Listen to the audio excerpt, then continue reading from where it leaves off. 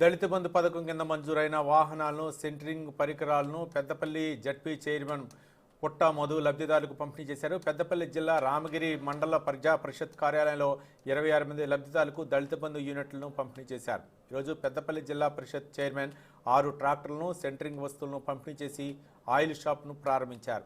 అనంతరం ZP chairman ఎటువంటి కమిషన్లు ఇవ్వవద్దని, మధ్యవర్తుల దోపిడీని అరికట్టడానికి ప్రభుత్వం నేరుగా దళితులకు ఈ పథకం ద్వారా వారికి ఇష్టమైన వ్యాపారం చేసుకునేందుకు అన్ని సహాయ సహకారాలు చేస్తున్నదని ఆయన తెలిపారు.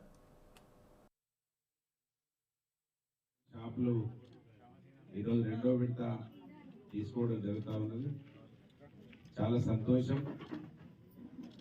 దళిత బంధు పథకం ఉద్దేశము నేరుగా ఎస్సీలకే 10 లక్షల రూపాయలను ఎలాంటి బ్యాంకు లింకేజ్ లేకుండా కేటాయించడానికి గల కారణం, బ్యాంకు వాళ్ళు ష్యూరిటీల పేర్ల మీద చేసినటువంటి పరిస్థితులలో ఎస్సీల దగ్గర అటువంటి అవకాశాలు లేక ప్రభుత్వం ప్రవేశపెట్టినటువంటి సబ్సిడీ లోన్లు పొందకపోవడం వలన ఇప్పటి వరకు దాదాపు 90% ఎస్సీలు ఆర్థికంగా బలోపేతం కాకపోవడానికి మెయిన్ కారణం బ్యాంకర్స్ అనే విషయాన్ని గమనించినటువంటి గౌరవ ముఖ్యమంత్రి